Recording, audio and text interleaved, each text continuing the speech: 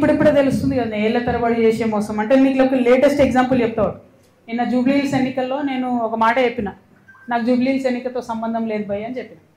సరే అయినా సరే ఒక 15 మంది ఇండిపెండెంట్లు వచ్చి నా దగ్గరికి, అక్క ఇట్లా మేము విత్డ్రా చేసుకుంటాము, ఎవరికి సపోర్ట్ చేయమంటారని అడిగారు. నేను అన్నా నాకు సంబంధం లేదు భయ్ జూబ్లీహిల్స్ ఎన్నిక, మీరు ఎవరిని వాళ్ళు చక్క హరీష్ అన్న దగ్గర పోయారు. తర్వాత వాళ్ళు చెప్పిన ముచ్చండి నేను నాకు చక్క వాళ్ళు హరీష్ అన్న దగ్గర పోయారు. నేనంటే బీఆర్ఎస్ పార్టీ లేను, నేను ఏ పార్టీకి సపోర్ట్ చేయదలుచుకోలేదు కాబట్టి నేను దూరం ఉన్నా. హరీష్ రావు కూడా అదే ఆన్సర్ చెప్పారట, మీ ఇష్టం పోయి ఎవరికైనా వేసుకొని అన్నారట. అంతకన్నా ముందేం చేసిరు హరీష్ రావు గారు, అంటే బీఆర్ఎస్కి మోసం చేసినట్టే కదా ఆయన.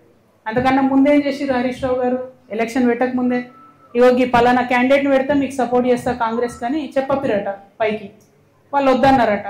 అన్నాక ఈయన సైలెంట్ అయిపోయి. అంటే గమ్మత్ ఏముంటుంది హరీష్ రావు గారిది అంటే తెలియడానికి టైం పడుతుంది.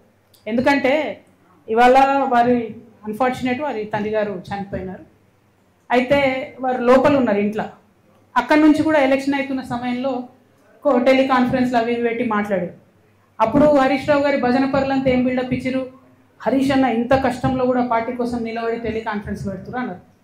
రిజల్ట్ ఉల్టాయే వరకు ఏం భజన మొదలుపెట్టింది నిన్నటి నుంచి. హరీష్ అన్న లేకపోయా, హరీష్ అన్న ఉంటే అసలు ఇక ఒక్క సీటు కానీ వేసి ఉంటే హరీష్ అన్న జూబ్లీహిల్స్ గెలుస్తుంటే మన లెవెల్లో మళ్ళీ పెడుతున్నారు. అంటే వెంటనే తప్పించుకోవడం, అప్పటి వరకు మోసం చేయడం, ఇది హరీష్ రావు గారి నైజం. సో ఇంటి దొంగని ఈశ్వరుడైన పట్టలేడు అన్నట్టు చాలా టైం పట్టింది. ఏదో నాకు తెలిసింది కాబట్టి నేను గట్టిగా మాట్లాడుతున్నా కాబట్టి నన్ను బయట వారేసి. బట్ అక్కడ ఉన్న వాళ్ళు వారు ఆలోచన చేసుకోవాలి. At the same time Ramanna కూడా ఒక సభ కాగానే ఏదో మేమే సార్ను మోస్తున్నట్టుగా కార్టూన్ లేపించేసుకొని, హరీష్ రావు గారు సార్ను మోసినట్టు ఒకసారి, రామన్న గారు సార్ను మోసినట్టు ఒకసారి, ఎవరమేమేమంటారు సార్ కింద బచ్చగల్లం అందరం బచ్చగల్లం ఉంటే బాగుంటుంది. ఇలా నన్ను బయటకు వారేసిండ్రు కాబట్టి నేను నెత్తి మీద బతుకమ్మ ఎత్తుకున్నట్టు నెత్తి మీద తెలంగాణ సమస్యలు ఎత్తుకొని తిరుగుతున్నాయి అలా. కాబట్టి నేను బలంగా మాట్లాడుతున్నాను. బట్ ఒక పార్టీలో ఒక సిస్టంలో ఉన్నప్పుడు నాయకుడు కోరుకున్న చేయాలి.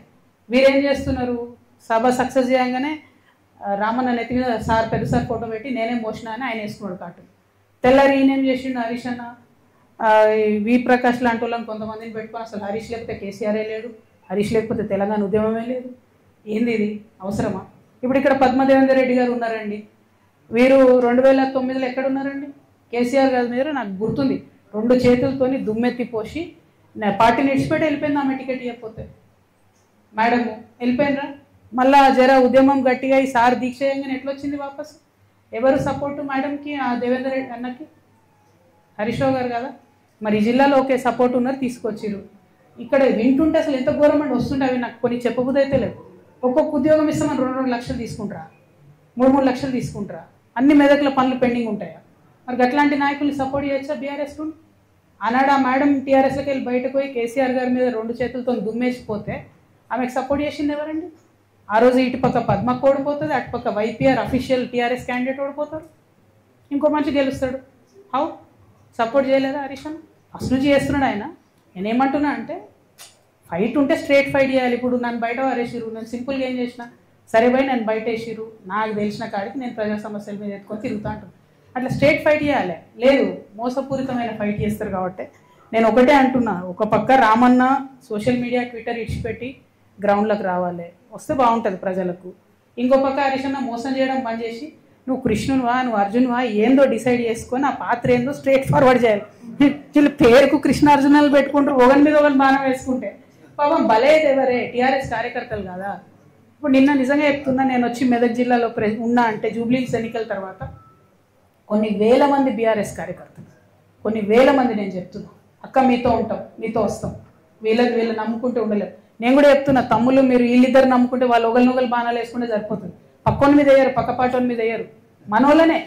అరే ఇక్కడ నిన్న నేను ఒకరింటికి పోతే పాపం ఆయన పక్కకు పిలిచి చెప్తున్నాను, అక్క ప్లీజ్ మీరు నమ్మకండి, వీళ్ళు మనకు పార్టీకి చేస్తలేరు పని అంటే, నేనే లేను కదా పోయి పార్టీలు అంటే, లేదక్క మేము మీతోనే ఉంటాం, పార్టీ కార్యకర్తలకు మాత్రం ఏమాత్రం లాభం జరగలే అని చెప్తున్నారు.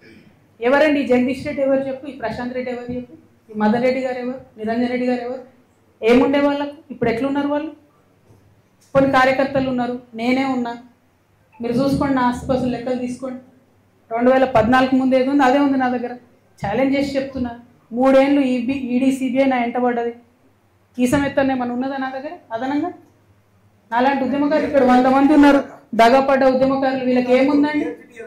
నేనేమంటున్నా అంటే బ్రదర్, నేను చెప్పాను. నేనేమంటున్నా అంటే టీఆర్ఎస్ పార్టీ కార్యకర్తలను ముంచుడు, నాయకులు పెరుగుడు ఇది కరెక్ట్ కాదు. పార్టీ అనేది ప్రజల పక్షాన ఉండాలి. అవకాశం ఉంటే అట్లా పనిచేస్తే బాగుంటుంది.